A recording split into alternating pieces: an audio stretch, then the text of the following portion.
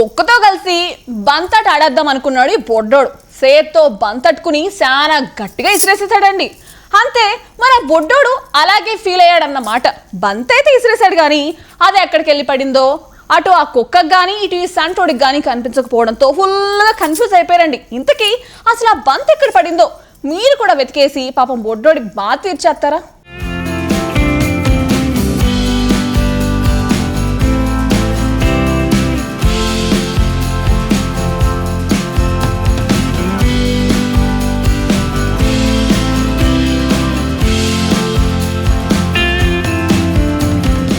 చిన్నపిల్లలు చేసే చేష్టలు గాని వాళ్ళ ఆటలు గాని నవ్వు తెప్పిస్తాయి.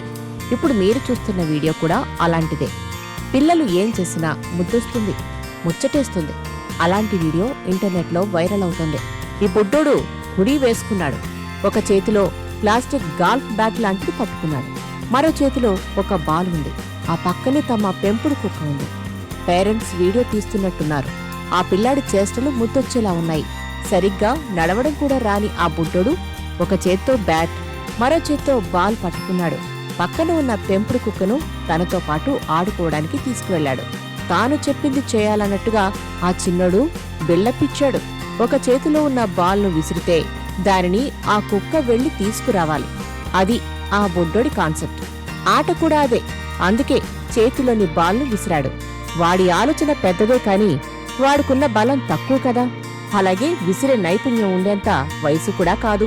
అందుకే ఆ బంతిని విసరగానే అది ఎక్కడకు వెళ్ళిందో అన్నది అటు ఆ పిల్లాడికి గాని ఇటు ఆ కుక్కకు గాని అర్థం కాలేదు.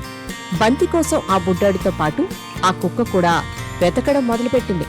అయోమయంగా దిక్కులు చూస్తున్నా బంతి మాత్రం కనిపించలేదు.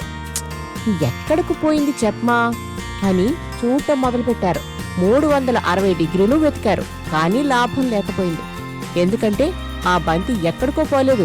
బొడ్డోడు విసరగానే చేతిలో నుంచి వాడి బ్యాట్ నుంచి కుడిలో పడింది. కెమెరాకు చిక్కిన బంతి వాళ్లకు మాత్రం దొరకలేదు. ఈ ఫన్నీ వీడియో చూసిన వాళ్ల పెదాలపై నవ్వులు పూయిస్తుంది.